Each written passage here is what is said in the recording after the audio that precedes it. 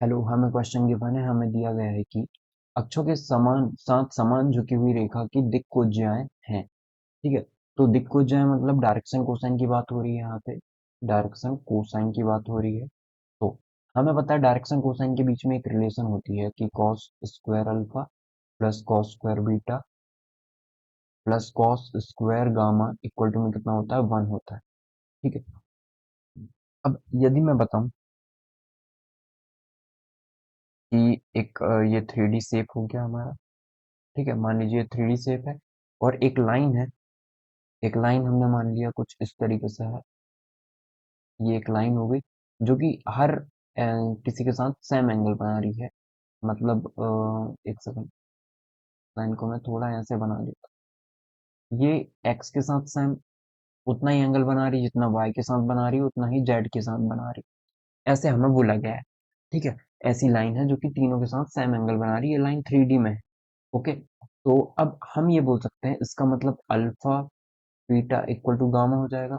अरे सेम, समान झुकी हुई है मतलब एक अक्षों के साथ समान टाइप से झुकी है, मतलब एंगल जो बनेगा वो तीनों के साथ सेम ही बनेगा उस लाइन का। तो हम ऐसे बोल सकते हैं।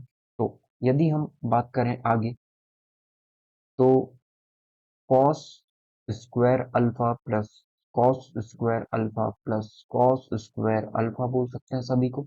ये भी अल्फा, ये भी अल्फा, ये भी अल्फा हो जाएगा, तीनों इक्वल हैं तो इक्वल टू में 1। इसका मतलब 3 cos square alpha equal to में 1 हो जाएगा, या cos square alpha equal to में 1/3 हो जाएगा, या हम बोल दें कि कॉस अल्फा इक्वल टू में हो जाएगा अपना प्लस माइनस में 1/√3।